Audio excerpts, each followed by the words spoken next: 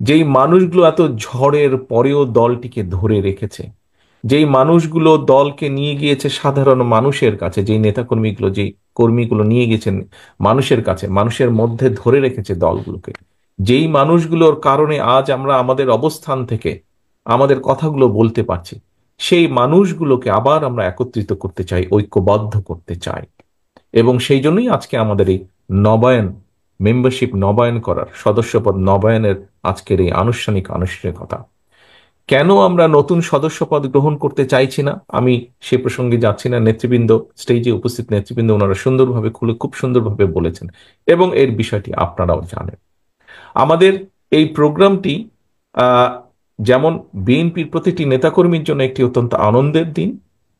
আমি যখন সই করছিলাম, মঞ্চে উপস্থিত নেতৃবৃন্দ যখন সই করছিলাম, খেয়াল করে দেখবেন আপনারা, ভিডিও করাই আছে, একটু রিওয়াইন্ড করলে দেখবেন প্রত্যেকটি মানুষ কিন্তু হাস্য উজ্জ্বল ছিলেন। অর্থাৎ যেই প্রতিষ্ঠানটির সাথে আমরা এত কিছুর পরেও আছি, সেই প্রতিষ্ঠানটিতে যখন আমরা আবার নবায়ন করছি, এটি একটি আনন্দের বিষয়। এবং এই আনন্দ আমরা সমগ্র বাংলাদেশে বিএনপির লক্ষ কোটি নেতাকর্মীর মধ্যে ছড়িয়ে দিতে চাই। আমি দৃঢ়ভাবে, এই যে ঝড়ের কথা বললাম সহকর্মীবৃন্দ, ঝড়ের পরে আমরা দলকে পুনর্গঠন করছি। আমরা দৃঢ়ভাবে বিশ্বাস করতে চাই, আমরা ইনশাল্লাহ জনগণের সমর্থন আমরা পাব। জনগণের সমর্থন পাবার পরে আমাদের দেশকেও পুনর্গঠন করতে হবে।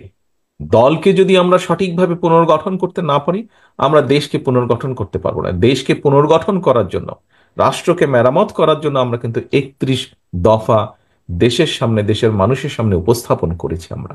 সেটিকে যদি বাস্তবায়ন করতে হয়, অবশ্যই আমাদের দলকে ঐক্যবদ্ধ, দলকে পুনর্গঠিত করতে হবে। যারা মেধাবী মানুষ, সেই মানুষগুলোকে আমাদের সামনে নিয়ে আসতে হবে। যারা পরিশ্রমী, যাদের মধ্যে সততা আদর্শ আছে, এরকম মানুষগুলোকে আমাদের আরো ঐক্যবদ্ধ করতে হবে। আরো তাদেরকে কাছে নিয়ে আসতে হবে, দলের কাছে নিয়ে আসতে হবে, দলের সাথে আরো সম্পৃক্ত করতে হবে। নজরুল ইসলাম খান সাহেব একটি কথা বলেছেন যে, সমর্থক থেকে কর্মী, শুভাকাঙ্ক্ষী থেকে সমর্থক, সমর্থক থেকে কর্মী, কর্মী থেকে নেতা বানাতে হবে। আমাদের ভালো মানুষ দরকার, এফেক্টিভ মানুষ দরকার, প্রোডাক্টিভ মানুষ আমাদের আগামী দিনে দরকার। কারণ এই রাষ্ট্রটিকে পালিয়ে যাওয়া স্বৈরাচার অনেক পিছনে নিয়ে গেছে, ধ্বংস করে দিয়েছে বিভিন্ন জায়গাগুলো। কাজেই আমাদেরকে যদি পুনর্গঠিত করতে হয়, আমাদের সেইরকম মানুষ দরকার, সেই রকম মানুষগুলোকে আমাদের বের করে নিয়ে আসতে হবে।